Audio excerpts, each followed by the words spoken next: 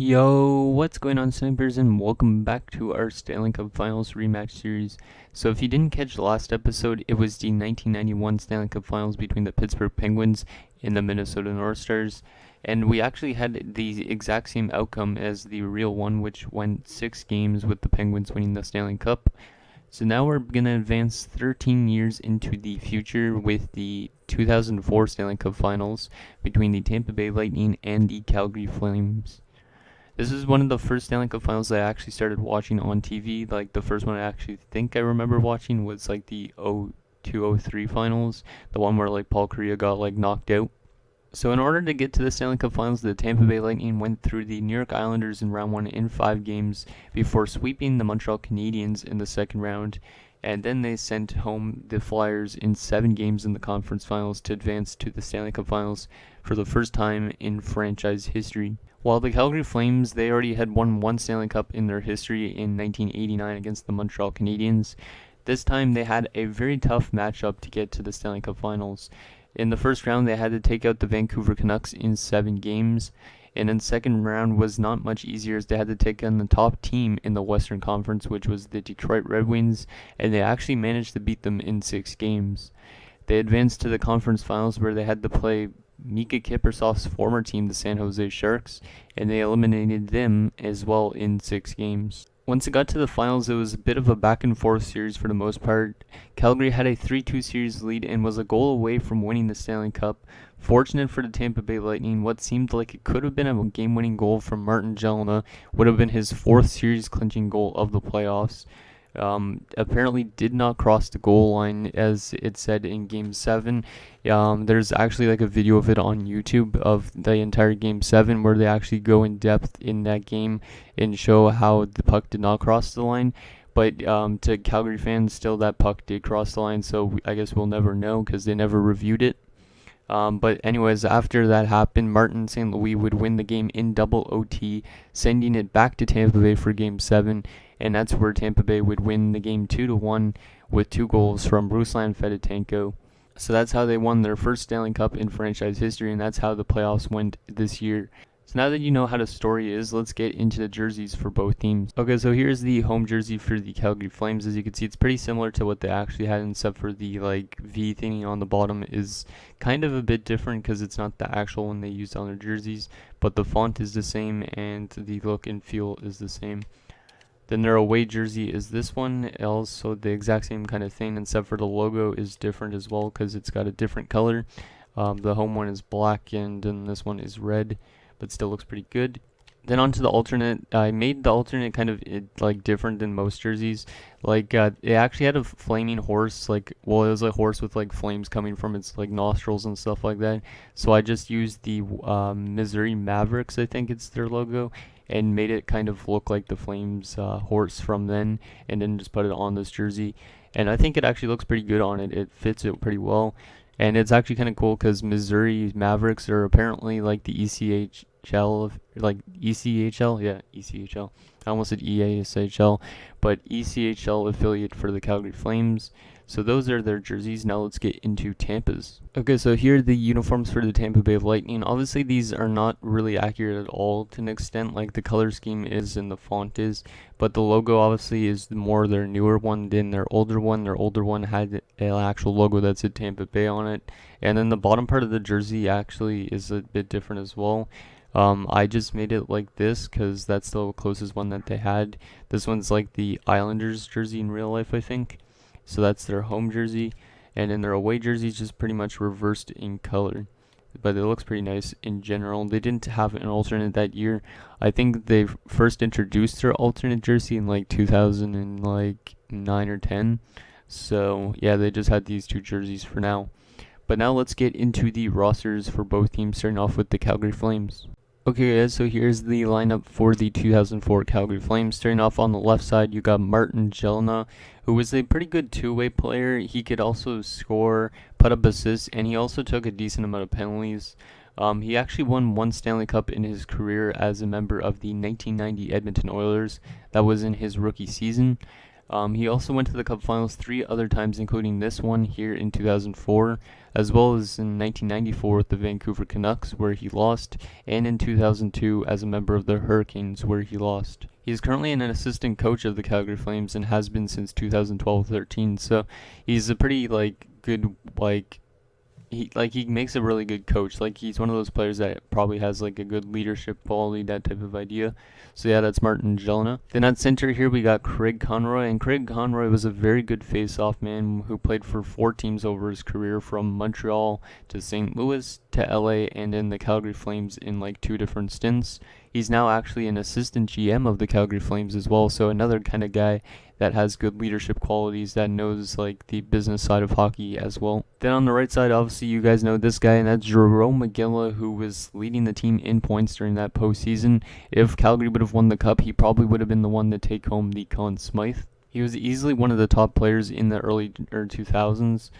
Over the course of his career so far, he's still technically not retired. He has put up 625 goals and 675 assists, so he's definitely a really good goal scorer. Probably one of the best in modern day, like in like the 2000 to current, I guess you could say. Also, if you guys didn't realize, Jerome McGinley was actually a draft pick of the Dallas Stars, but I think he was part of a trade with I think it was Corey Millen, if I'm not mistaken, but he was traded from Dallas to Calgary, and then obviously that's where he spent most of his career, and he's been with multiple teams since, and he's just currently a free agent still, but I would assume he's going to retire this offseason. Who knows? On the second line here, we got Chris Simon, who was also in our 1996 Stanley Cup Finals as a member of the Colorado Avalanche, and he's also going to be in our next episode too, so he's going to be in 3 episodes total.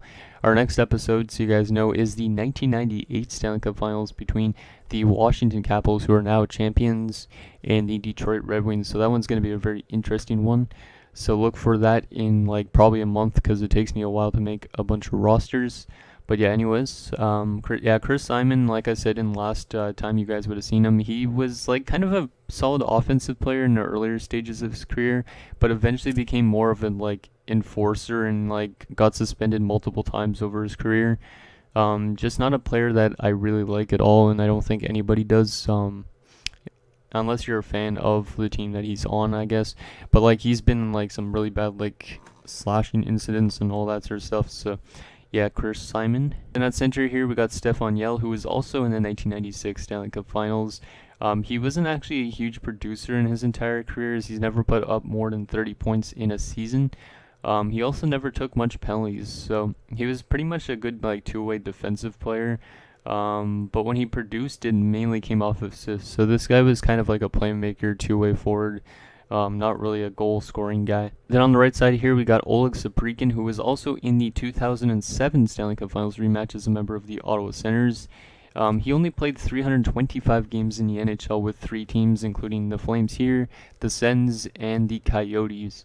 Eventually, he would leave the NHL, though, and go back home to Russia, where he would actually play till the 2015-16 season, and he retired pretty much at the age of 35. And on the third line here, we got Dave Lowry, who was also in the 1996 Stanley Cup Finals rematch, which was when he was playing for the Florida Panthers, so that was when he was younger, obviously. Now, at this point in time, he was 38. So he was at the tail end of his career, pretty much, and he actually didn't play that much games this entire season at all, playing only 28 combined with the postseason. So during the regular season, I think he played I think he played maybe about 10 games or something like that, and then similar to that in the playoffs. So he never played that much, and then he also never put up more than 2 points during this season. I think he had maybe 1 assist during the regular season and 1 assist in the playoffs or something like that. So yeah, he wasn't that good offensively anymore, so he was kind of dropping off. And he's now actually currently the assistant coach of the LA Kings.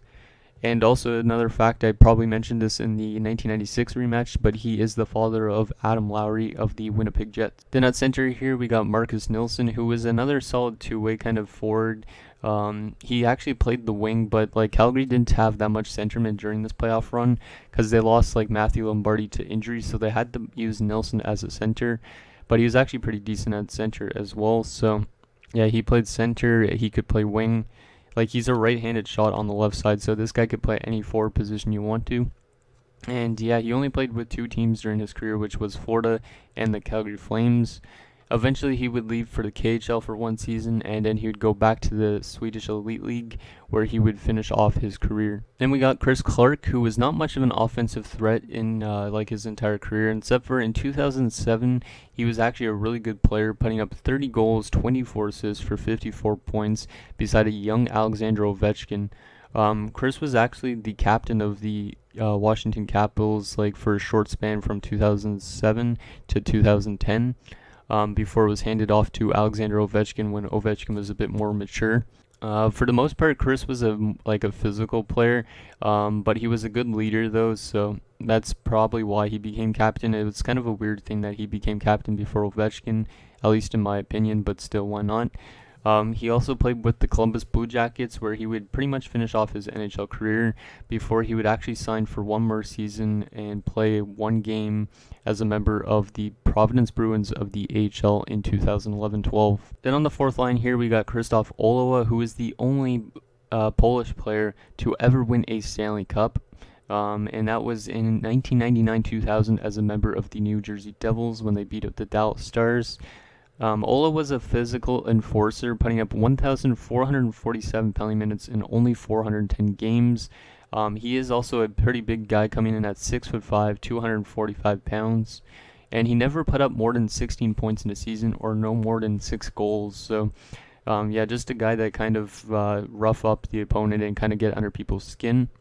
He actually had a pretty short career as well, and he played with a total of 6 teams before retiring, including New Jersey, Columbus, Pittsburgh, the Rangers, Boston, and the Calgary Flames. Then at center here, we got Chuck Kobasu, who was a solid third-line player for the most part of his career, but he never really was a huge offensive player except for in his early stages, but his numbers kind of dropped off considerably by 2013-14, where he only put up 2 points in 33 games with the Pittsburgh Penguins.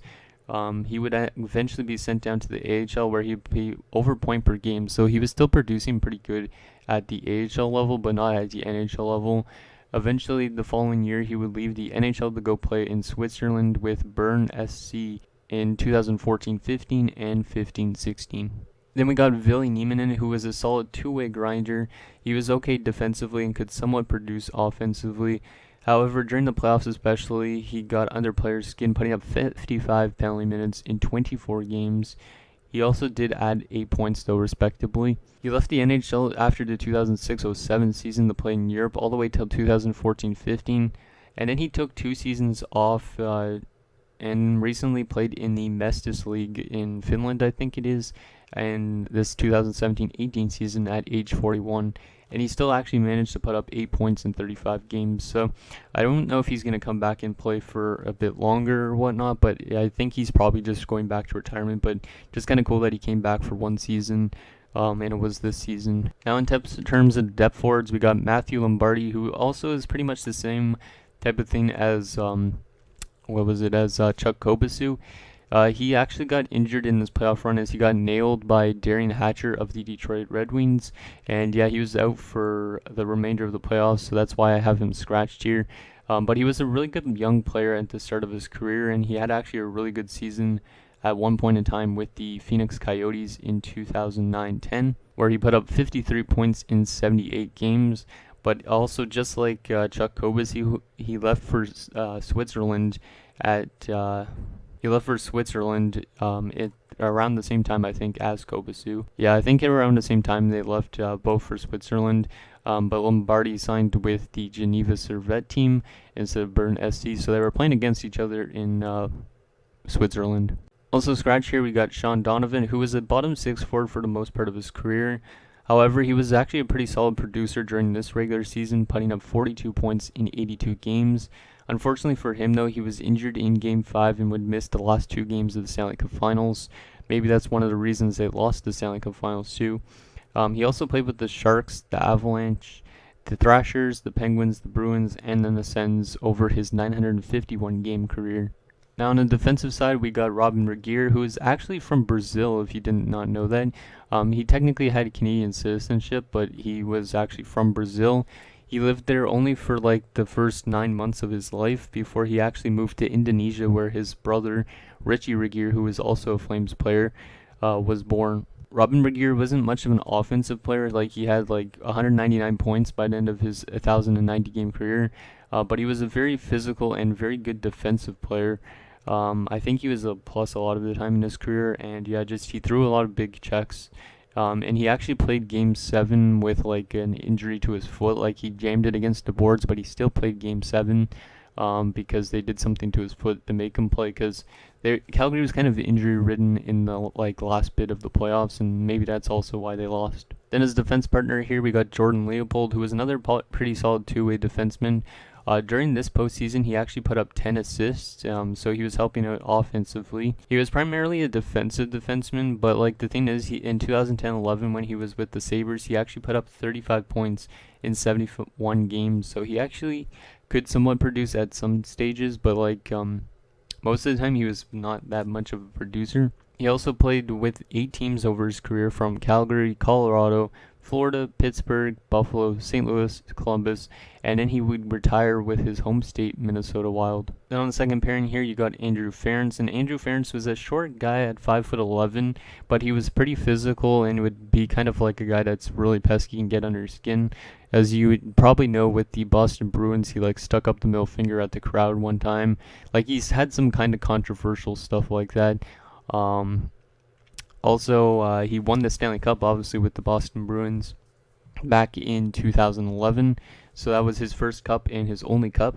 He also actually played with the Edmonton Oilers, which was his hometown team, and he retired with them at the end of the 2015-16 season.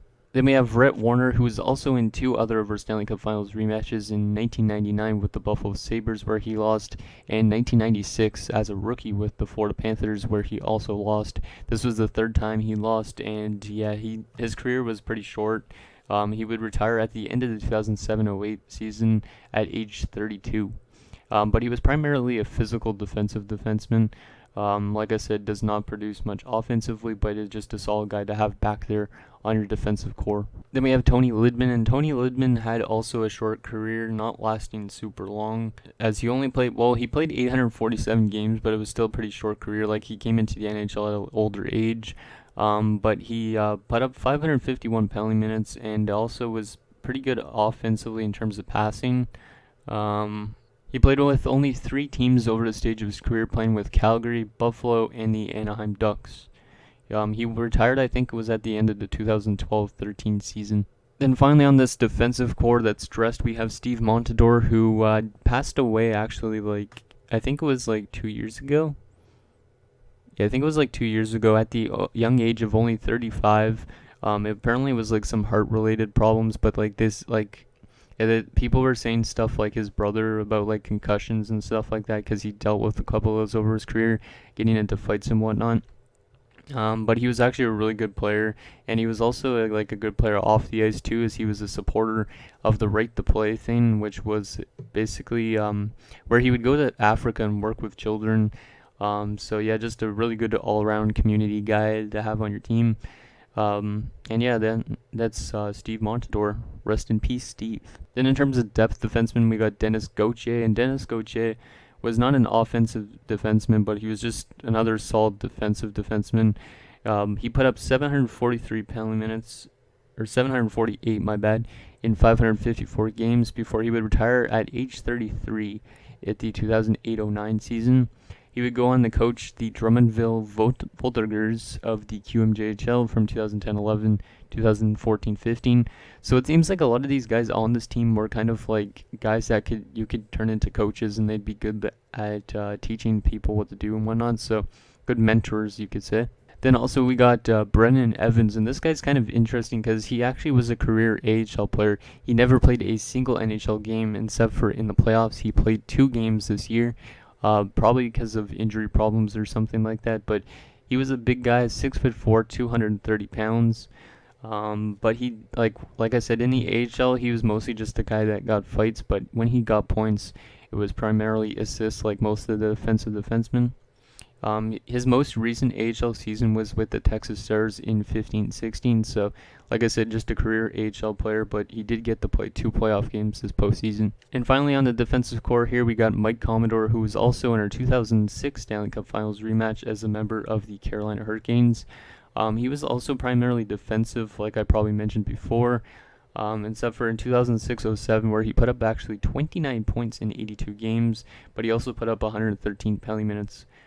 As I also mentioned in that video, he was kind of an interesting character because he had like a giant orange afro and a giant orange beard. Kind of a funny looking guy nonetheless, but yeah, that is Mike Commodore. Now finally for the Calgary Flames in goal, we have Mika Kiprusoff, easily one of the best goalies in the earlier 2000s.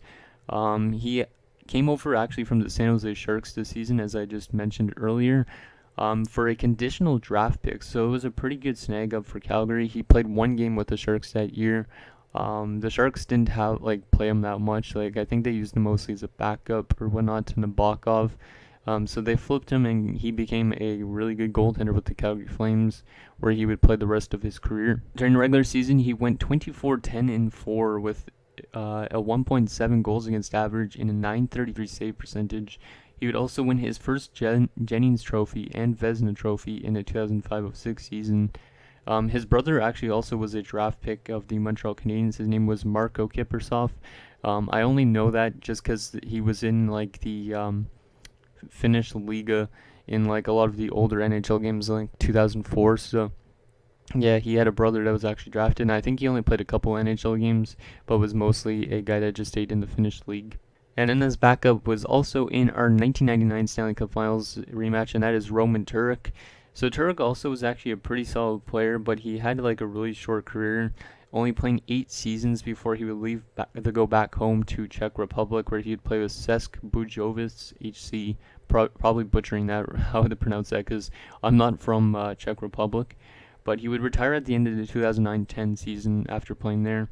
But in his NHL career, he was a pretty good goaltender because he won 2 Jennings Awards, once in 1998-99 as a member of the Dallas Stars, and then also 99-2000 as a member of the St. Louis Blues. So that is the Calgary Flames. Let's get on into the Tampa Bay Lightning.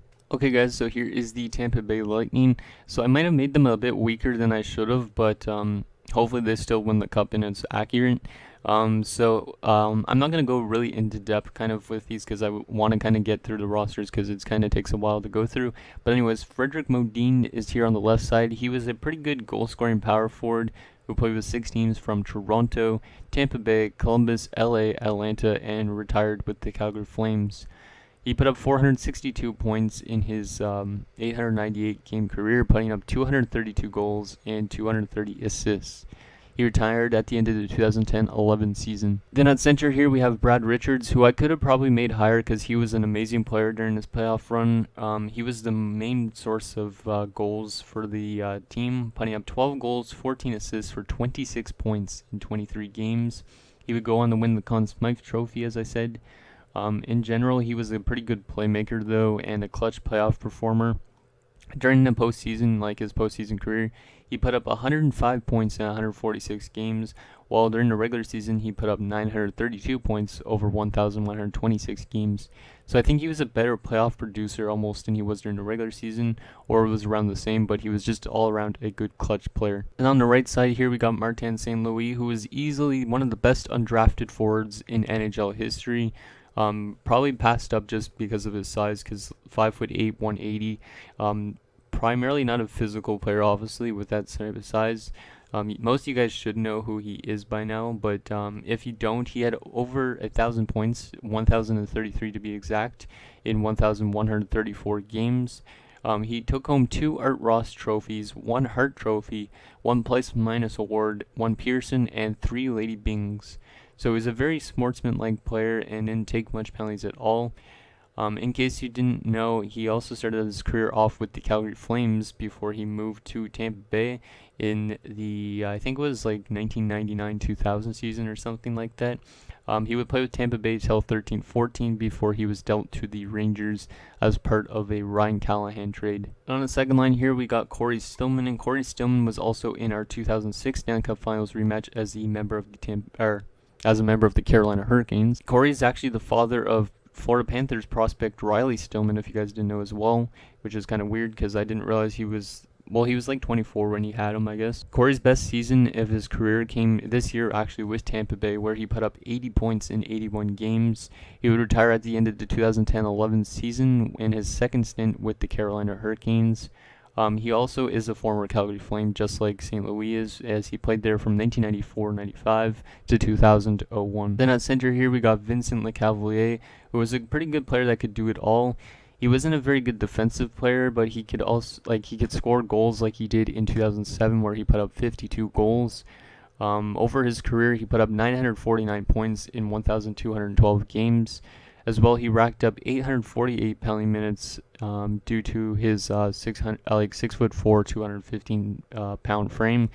He's just kind of like a power forward almost, but like he was more of a playmaker because he had more assists, but he could also score too, so he's kind of like a hybrid of all three. During this playoff run, he was actually a pretty good player during the first 2 rounds, I think it was, but he kind of slowed down a lot in the finals. Like, he struggled to get points, except for in Game 7 where he put up a nice assist on Ruslan Fedotenko's goal to make it, I think it was 2-0 at that point in time. And speaking of the man, here is the legend Ruslan Fedotenko. Cavalier looking, trying to drop it off, brings it in himself, left it in the middle, shot, score! He's got another one! Fedotenko! Who had 12 goals during this postseason, which was pretty crazy because during the regular season he only had 17 goals.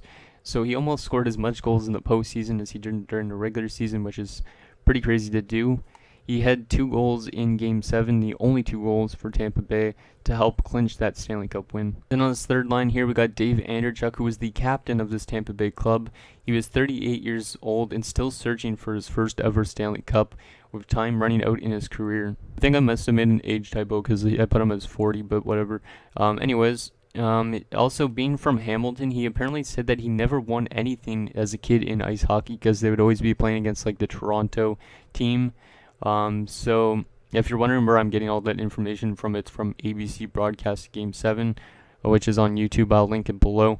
But yeah, that's where it said that Dave Andreychuk never won anything even as a kid. So when he won the cup, it was his first time winning anything at that type of level. Then on center here, we got Tim Taylor, who was also a little bit of a late bloomer getting into the NHL, as he played his first NHL game at age 25. He also had a short career because of this, playing only 746 games, but putting up 167 points. His brother also had a short stint in the NHL, as both played for the 1998-99 Boston Bruins. Also, Tim Taylor was once the captain of the Tampa Bay Lightning from 06-07 to 07-08 before Vincent Lecavalier, I think, took over. Then on the right side here, we got Dmitry Afanasenkov, who also had a pretty short NHL career, playing only 227 games, putting up 27 goals, 27 assists for 54 points. After a season with the Flyers in 2006-07, he left for Russia, where he played mainly till his retirement in 2012-13. He also did play 1 season in Switzerland in 2011-12 as well. Then on the fourth line here, we got Chris Dingman, who was an enforcer, coming in at 6'3", 243 pounds. Just another guy that gets in fights and whatnot. He also actually won a Stanley Cup as a member of the 2001 Colorado Avalanche up against the New Jersey Devils, alongside of current teammate Nolan Pratt and Calgary Flames center at this point in time, Stefan Yell. Dingman played 385 games in his career, playing up 769 penalty minutes and only 34 career points. At center, we got Martin Seaback, who only played 3 seasons in the NHL, playing a total of 154 games. Starting in 2006-07, he would leave the NHL and go back to Europe to play in the Swedish Elite League before moving to the KHL, then to the Czech League, and back to the Slovakian League, where he would end his career in 2016-17. Then on the right side here, we got Ben Clymer, who was another good kind of two-way forward. He was actually a D-man as well, so he could play forward or D. But he had a pretty short career as well, like I said, playing 438 games, putting up 129 points and 367 penalty minutes. He played with Tampa Bay for 5 seasons before he left for the Washington Capitals, where he played 2 seasons with them. And then he would play 1 season in the AHL before playing a season in the KHL and then a season in the DEL in Germany before he would retire in 2009-10. And in terms of depth forwards here, I'm not going to go through these guys pretty in depth. We got Andre Wall, who was another enforcer, played with the Boston Bruins, the Sens, the Penguins, and the Calgary Flames as well, other than Tampa Bay. Just another big guy that gets in a lot of fights and doesn't put up much points offensively. And then we got Eric Perrin, who actually still plays in Finland as of last season, 2017-18. He is already 41 years of age, but he's still playing, and he actually produces pretty well. When he was in the NHL, he actually still put up a total of 104 points in 245 games. And then, yeah, like I said, he's been playing in Europe since 2009-10, where he's still producing at a 40 point range. Then on defense, we got Dan Boyle, who is easily one of the best defensemen as well in the earlier 2000s. Well, there was actually a lot of good defensemen in the earlier 2000s, so don't take that actually. But yeah, anyways, Dan Boyle, he was a very good two-way defenseman, playing really good defensively, but he also played really good offensively, mainly in terms of assisting on goals, because he had a couple of 50-point seasons, and he actually even had one 60-point season. In general, he never actually put up less than 20 points in a full season. He would play with the Sharks and the Rangers before he would retire at the end of the 2015-16 season. Then we got Jason Culmore, who is another good defensive defenseman. He never put up more than 5 goals in a season, and he was very physical, taking 704 penalty minutes in 812 games. Over his career, he played with 6 teams, including Vancouver, Montreal, Tampa Bay, Chicago, and Florida. Then on the second pairing here, we got Pavel Gabina, who is also a very good all-around defenseman. He was good at blocking shots, especially in this postseason, also throwing hits with that big 258-pound frame. He could also produce offensively, though, as he had 17 goals, 18 assists for 35 points in 81 games during the regular season. By the end of his 970-game career, he already had 386 points, so he was actually a decent two-way defenseman.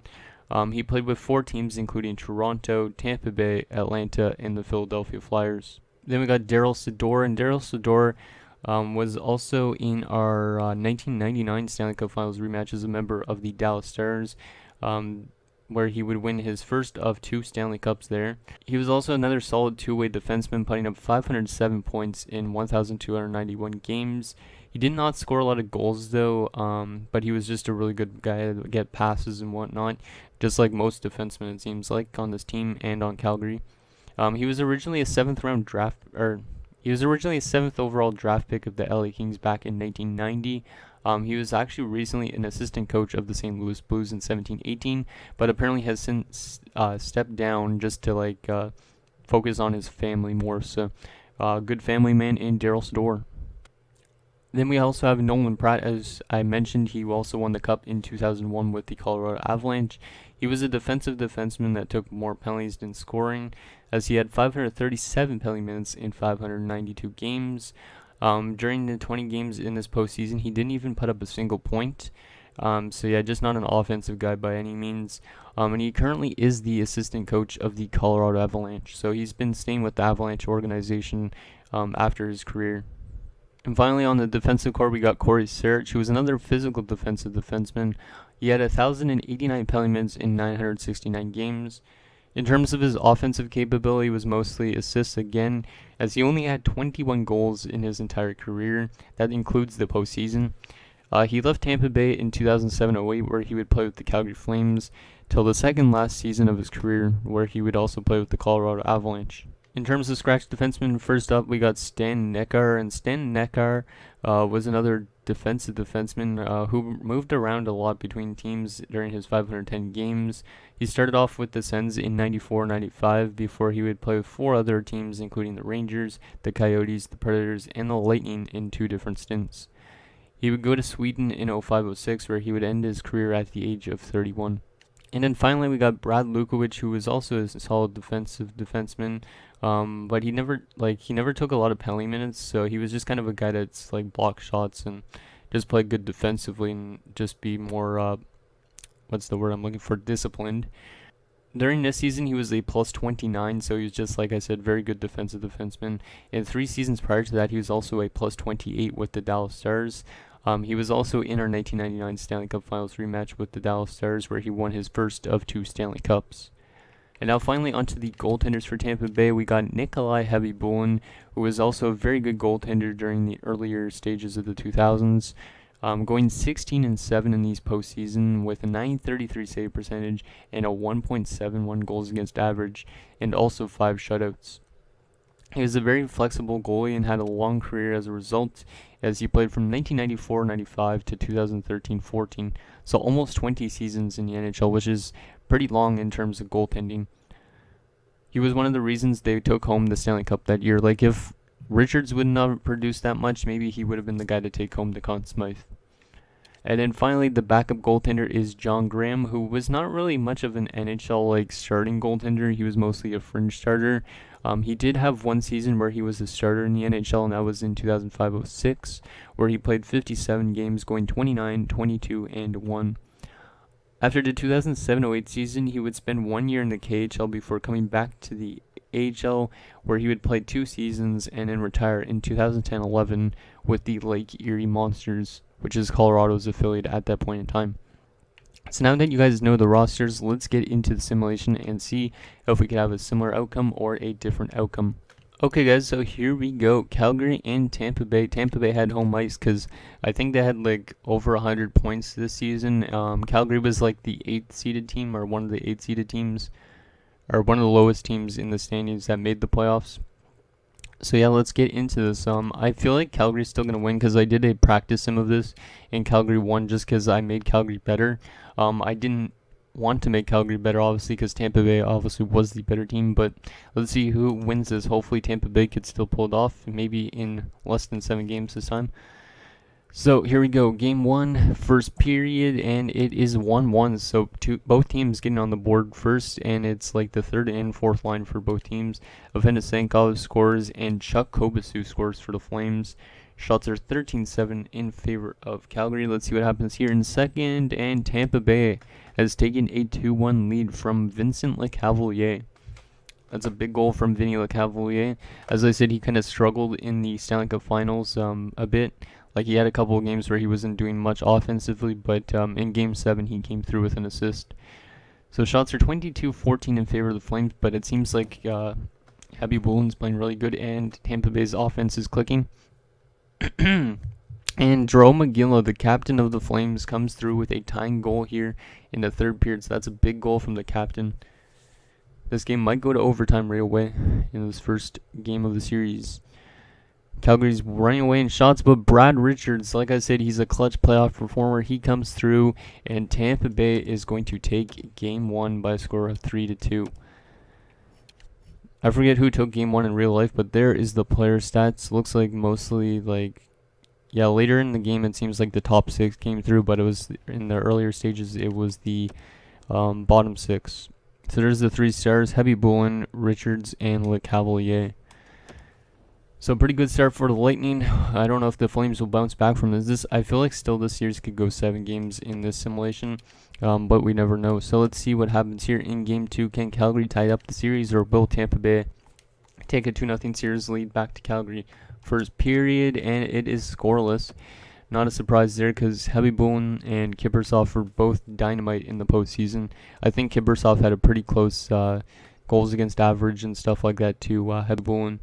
Second period, and it's 1-0 Tampa Bay, and look who it is. It's Ruslan Fedotenko, making it 1-0. Shots are 26-10 in favor of Tampa Bay. Calgary needs to get a little bit more shots through if they want to win this one. Power play for Tampa Bay, and they don't score. But Tampa Bay is still running away in shots. It's been a great game so far, though, still for Kiprusoff, even though they're losing. And there's a big goal again from Jarome Iginla, who seems to be coming through a lot within the last little bit of the 3rd period. Power play late for the Flames, and they don't score on it. And we are headed to overtime in Game 2. Calgary needs a goal to pretty much give themselves maybe a chance of taking a commanding 3-1 series lead if they can win on home ice. So here we go, overtime underway. Who is going to win? Is Ruslan Fedotenko going to come through here for Tampa Bay? Power play, no. Dice there, as they had a 5-on-3 in overtime, but they couldn't score. Power play for the Flames. It's a long one as well, and they finally score, and it's a tie series, and none other like the guy that's passed away, Steve Montador. That goal is for you, buddy. Calgary has tied the series at 1, going back home. That is a huge goal from Steve Montador. So there's the player stats. 3 stars of game number 2. Kiprusoff gets first star, Heavy Bull in the second star, and Aginla the third. Okay, so we have a tie series headed back to the Pengrove Saddledome in Calgary. Will Calgary be able to use this home ice now to their advantage and take a 3-1 series lead potentially? Well, will they take even a 2-1 series lead? Let's see what happens. First period, and it's 1-0 Flames, and it's the captain again, Jerome Aginla, with his 3rd goal in 3 games. This time he came through early. Calgary's heavily outshooting the Tampa Bay Lightning 12-3. Let's see what happens here in the second period, and oh boy, Tampa Bay coming back with 2 of their own. It's Dmitry Afanasenkov again, and Martin St. Louis giving Tampa Bay the lead. 2 goals on 10 shots. Not a good game so far for Kiprusoff, but a great game so far from Heavy Poulin, who's made 25 saves throughout 2 periods so far. Let's see what happens here in this 3rd period. Is Tampa Bay going to steal a game in Calgary? Last 10 minutes here of the 3rd period. Heavy Poulin still playing like a beast here today. Last little bit, last 3 minutes, 2 minutes, 1 minute, and it's over. Tampa Bay takes a 2-1 series lead, so a bit of a shocker there. They take a game in Calgary, which is kind of hard to do because the Calgary Flames had like the Red Mile or something, I think it was called, back in those days. And yeah, like Calgary was a tough building to play in. So there's the 3 stars, Cabby Woolen, Modine, and Iginla. So right now I think if Tampa Bay wins, Heavy Woolen's going to be winning the Conn Smythe, just because it's only going to be like a 7-game series at max. But if we did an entire playoff run, I think maybe like an offensive player could come through a lot for them. So let's see what happens here in Game 4. Will Tampa Bay take another game in Calgary? First period, and it is scoreless. Shots are not that much, actually. 7-5 in favor of the Flames. Let's see what happens here in period 2, and it's 1-0 Calgary, and it's Martin Jelena, who has not scored a goal yet in the series, but he finally comes through. Shots are 24-14 in favor of the Flames. So once again, Heavy Bullen is keeping his team in this game. Tampa Bay needs to get some shots on goal here, or else this game looks like it might go to his, I feel like this series is still going to go 7 games, or maybe 6 games or something if somebody could run away with the game in Tampa Bay. Will Tampa Bay tie it late? No, they won't. Jordan Leopold gets the empty netter, and it is a tie series headed back to Tampa Bay. So yeah, this is just a really back and forth series, just like the run in real life was.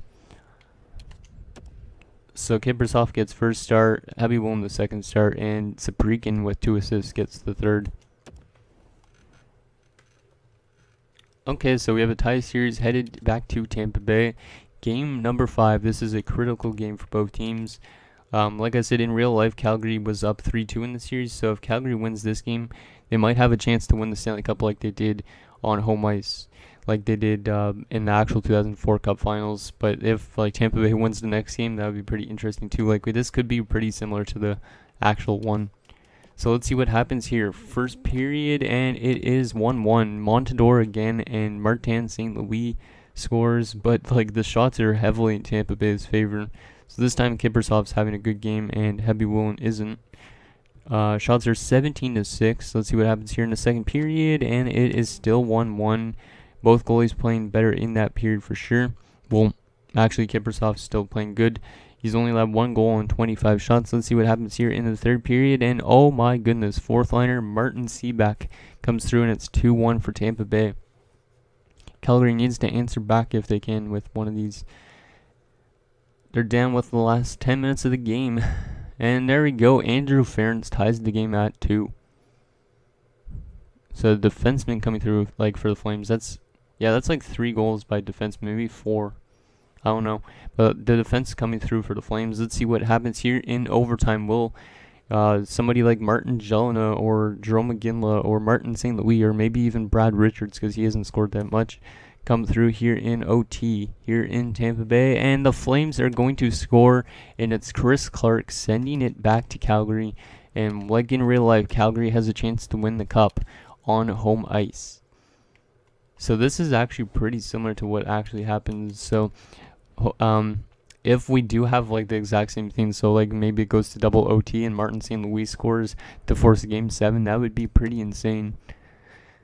So Calgary wants to rewrite history here. Will they win the Stanley Cup and knock off Tampa Bay in 6 games like they probably should have? Or will Tampa Bay force a game 7 like they did in real life? Let's see what comes through here. We're going to do... we're not going to do real-time simulation. First period, and it's 2-0 Tampa Bay. Not a good start for the Flames. Marty St. Louis with a goal, of course, and Afinosenkov again. I don't know why Afinosenkov is scoring so much. He's only an 80 overall. Second period, and it's still 2-0 Tampa Bay. So Tampa Bay is 1 period away from forcing a game 7, just like they did in real life, but not in as dramatic fashion. Last 10 minutes of the third period, still 2-0 Tampa Bay. They're holding on for dear life. Last 5 minutes. Last little bit, and the Tampa Bay Lightning are going to hold off the Flames and force a game 7 just like in real life. And this comes down to the wire. It's probably going to be a close game. If Fedotenko could score a game-winning goal, though, I would actually laugh my ass off. So Heavy Bullen with 28 saves, Kiprusoff the second star, and St. Louis the third. So just as I said, this is going to be a really tight series, and it's basically being the exact same thing almost as real life. But will Calgary this time come through in Game 7, or will Tampa Bay do the same thing they did to Calgary in them? So we're going to go real-time simulation till like the last 5 minutes of the third period, and then if there's a team like with a commanding lead, we're going to jump into the game and watch the celebration. So far it's a defensive game, just like it's been like for most series, and Stefan Yell with a shorthanded goal, but look who scores. Oh my, this is actually kind of crazy. Fedotenko scores his first in the playoffs, and it's in Game 7. Score is 1-1. Like whoever scores the next one like might win the game, just like in real life. Shots are 16-9 in favor of Tampa Bay. Will Fedotenko come through with any more goals? He already has 1 goal, but Saprykin makes it 2-1 Calgary. Damn, this is a really intense series for the most part. Last 10 minutes of the second period, Calgary still leading 2-1. Fedotenko needs to come through for the Tampa Bay Lightning or St. Louis or Richards or somebody like that. And we are going to the third period with a 2-1 lead for Calgary. Kiprusoff is playing great right now, making 28 saves throughout 2 periods. Let's see if he could just lock out Tampa Bay. Tampa Bay needs a goal to tie it. We're going to go down to 4-time simulation in a bit. Yeah, let's go down to 4 times just so it's not as fast, because I don't want it to kind of like blow by.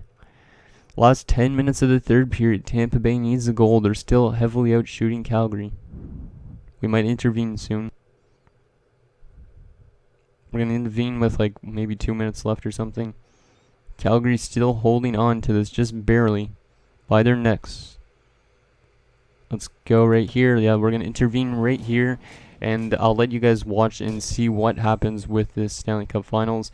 Will Tampa Bay tie it up late and force OT, or will Calgary hold on and win their second Stanley Cup in franchise history? So let's go. If you're just with us, it's been a tremendous bit of hockey so far, and more to come. A face-off win. Let's see what develops. Gets in, and he'll look over his options. We are in the last minute of regulation time. Just a backhand. And down to St. Louis. Great stick work prevents the pass from being complete. Goalie to the bench, substitution made. That puck's loose, defended away by Moen. Calgary is controlling the play in the defensive zone. Net open, score! This one away for sure. Time to go home. The empty netter will wrap this thing up. And they've won the neutral zone faceoff. Looking to Colton. Tampa Bay's yanking their goalie. Nothing to wait for here. On the outside, a shot. Got the iron. He tried to go top shelf. He got the crossbar with a shot. He's got that at center. From childhood, the daydream of getting to hold 35 pounds of history, and it's about to come true. They will win the biggest prize.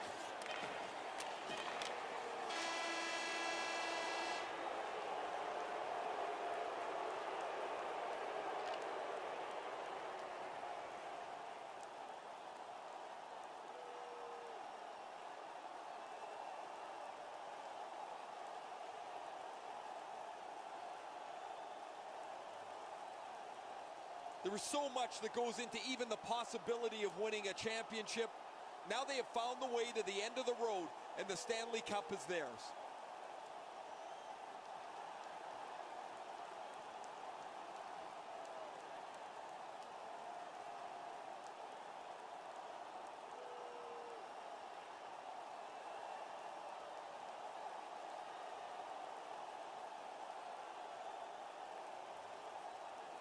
There's much to be said for being a humble winner and a gracious loser. This series is so bitter. It is so hard to play. Yet your celebration gets put on the back burner as you shake hands and congratulate the team that you've just beaten on a hard-fought series.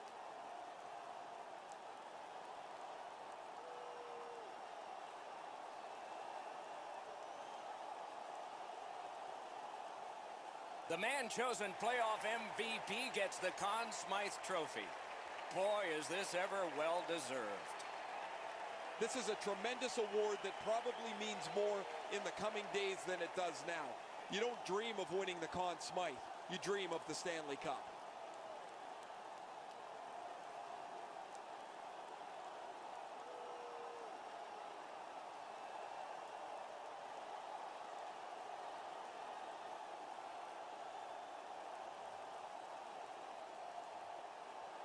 It's often said it's the hardest prize to win because it takes 8 weeks.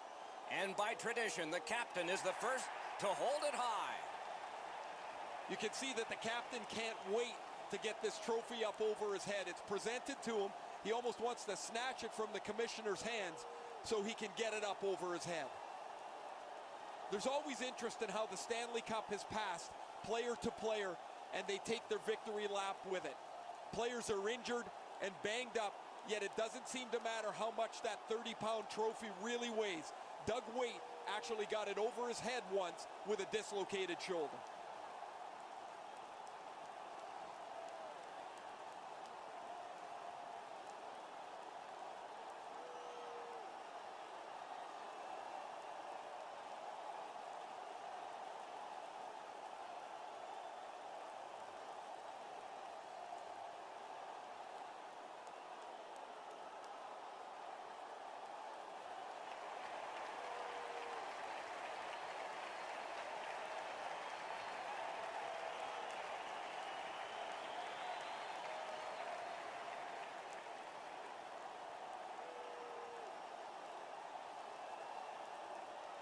You play that hard and that long. You get your names on a trophy, rings on your fingers, and one last photograph, evidence of it all. So there you guys have it. The Calgary Flames won the Stanley Cup. Empty netter from Jerome McGinley sealed the deal, and Mika Kiprusoff won the Conn Smythe. But it was a really good series, actually, for the most part. Like it could have went either way in this. Game 7, as you can see, Tampa Bay completely outshot them, but just could not beat Kiprusoff. And it was a bad game for a change for Nikolai Habibulin. So we have a different outcome for, I think, only like the second or third time in the series. Like I said, our next Stanley Cup Finals rematch is going to be the 1998 Finals between Detroit and Washington. So make sure you guys stay tuned for that. That one's going to be a really good one. And then since that one is going to be my 8th Stanley Cup Finals rematch, I'm going to be doing a kind of like a special video where I'm going to be taking all these teams that I made, so all 16 teams of the Stanley Cup Finals rematch, and just basically putting them in one giant playoff simulation and to see which one of those 16 teams is the best out of them all. And then I'm going to be still continuing the series on, making some more Stanley Cup Finals rematches, even into an NHL 19. So hopefully you guys liked this episode. I think it was a pretty good episode. I think the last one might have been still more, like, I really liked the last one more than that, but this one I like too because it reminded me of like one of the first years, like I said, that I watched hockey.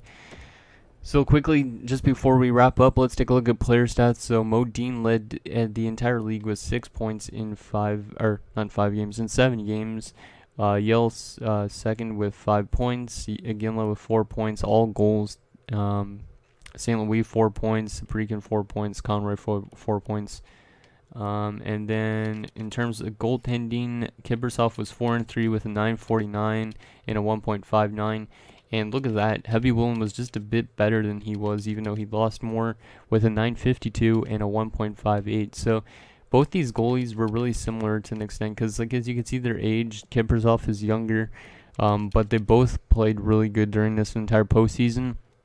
So they both deserved a chance at that Stanley Cup. Unfortunately for Kiprusoff, in real life, Heavy Willen won it. So anyways, guys, that is going to do it for this episode. So like I said, next episode, 1998 Stanley Cup Finals rematch. So make sure you go and watch that when it is up, which would probably be like a month or so, depending on how long it takes me to make all those players and whatnot. So anyways, thank you guys so much for watching. See you guys next time.